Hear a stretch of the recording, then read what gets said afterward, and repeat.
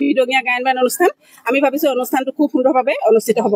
আমি অতিথি আপ্যায়নৰ বাবে আপোনালোকে দেখিছে ধান ৰোৱা পৰ্ব হৈছে। ইয়াৰ জৰিয়তে আমি জলপানৰ যোগাৰ কৰিব লাগিব, ভাতৰো যোগাৰ কৰিব লাগিব। এনেধৰণে আমি সকলো ৰাইজ একত্ৰিত হৈ আমি অনুষ্ঠানটো অনুষ্ঠিত কৰিম বুলি ৰাইজ একত্ৰিত হৈছোঁ। আৰু আজি প্ৰায় 200মান মহিলা আহিছে ইয়াতে, তেনেধৰণে 200-250মান পুৰুষো আহিছে। গতিকে প্ৰায় 500 ওচৰা-ওচৰি ৰাইজ একত্ৰিত হৈ আজি আমাৰ এই অনুষ্ঠানটি হৈছে।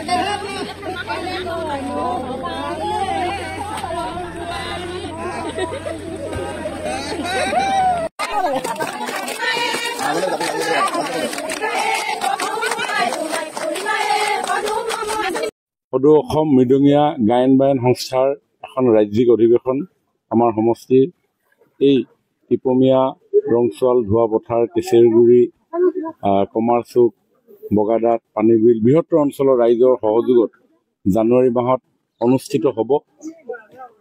আৰু এই অনুষ্ঠানৰ প্ৰতি লক্ষ্য ৰাখি সমগ্ৰ ৰাজ্যৰ বিভিন্ন প্ৰান্তৰ পৰা যিসকল ভকত বৈষ্ণৱ ইয়ালৈ আহিব, তেখেতসকলক আপ্যায়ন কৰাৰ দিহাৰে আমাৰ এই কেইখন গাঁৱৰ ৰাইজ একত্ৰিত হৈ আমি এডোখৰ মাটি ভূমি খেতিৰ বাবে প্ৰস্তুত কৰি উলিয়াইছিলোঁ, যাতে তাত আমি ধান ৰুই তাৰ পৰা উৎপাদিত খাদ্যৰে তেওঁলোকক আমি শুশ্ৰূষা কৰিব পাৰোঁ। আৰু তাৰেই পৰিপ্ৰেক্ষিতত আজি কেইবাশ আমাৰ ৰোৱনী, আমাৰ কৃষক সকলোৱে মিলি, ডেকা যুৱ বন্ধু সকলোৱে মিলি আমি আজি ভূঁই ৰোৱাৰ কাৰ্যসূচী আমি গ্ৰহণ কৰিছোঁ, যাতে আমি সেই মৃদঙীয়া গায়ন বায়ন সংস্থাৰ অধিৱেশনৰ লগতে সংগতি ৰাখি 7দিনীয়া ভাগৱত পাঠৰ অনুষ্ঠানো আমি ইয়াতে আয়োজন কৰিম।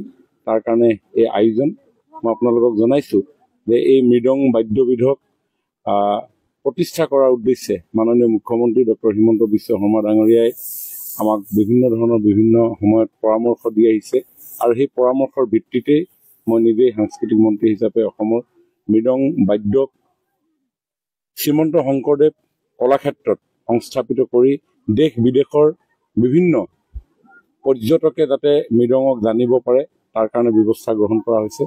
আৰু অন্যহাতে আমাৰ চৰকাৰে প্ৰতি বছৰে যি শিল্পী পেঞ্চন প্ৰদান কৰা হয় আৰু বাৰ্ষিক শিল্পী সন্মান প্ৰদান কৰা হয়, যোৱা 3 বছৰ এই মৃদঙৰ লগত জড়িত হৈ থকা শিল্পীসকলকো সেই সন্মান আমি প্ৰদান কৰিছোঁ। আমি শিল্পী পেঞ্চন প্ৰদান কৰিছোঁ, আমি বাৰ্ষিক শিল্পী সন্মান প্ৰদান কৰিছোঁ, যাতে তেওঁলোক উৎসাহিত হয় এই বাদ্যবিধৰ চৰ্চা প্ৰচাৰৰ ক্ষেত্ৰত।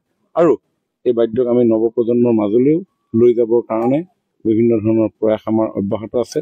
আজি প্ৰায় 30 বিঘামান মাটিত আমি এই খেতি কৰিছোঁ। চন পৰি থকা মাটি, যথেষ্ট কষ্ট কৰি পিনি ইয়াতে হাল কোৰ বোৱা হৈছিলে, গতিকে বহুত বেছি চাহ হোৱা নাই। সচৰাচৰ ইয়াতে নৰ্মেল খেতি নহয়, কিন্তু নতুনকৈ মাটিডোখৰ উলিওৱা হৈছে ৰাইজৰ সহযোগত।